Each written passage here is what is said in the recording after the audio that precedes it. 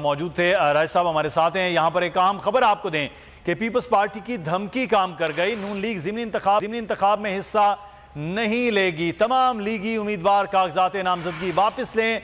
शहबाज शरीफ की हिदायत। सूबाई सदूर को उम्मीदवारों के कागजात नामजदगी वापस लेने की हिदायत की गई है। आरिफ मलिक हमारे नुमाइंदे हमारे साथ हैं।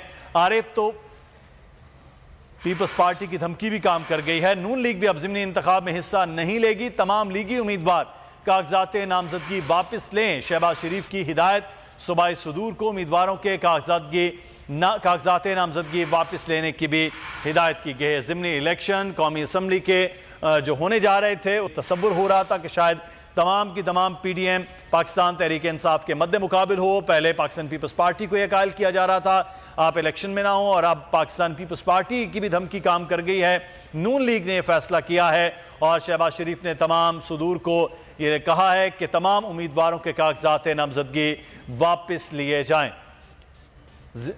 आरिफ मलिक हमारे नुमाइंदे इस वक्त हमारे साथ हैं। तो आरिफ, अब किसी भी ज़िमनी इलेक्शन में मुस्लिम लीग नून भी हिस्सा नहीं ले रही है?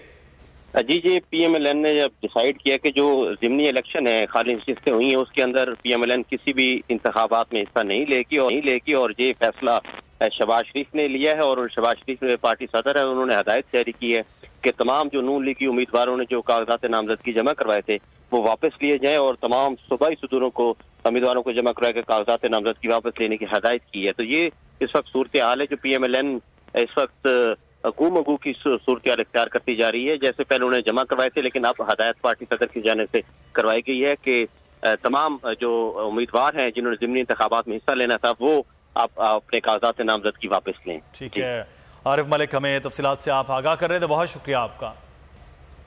एक और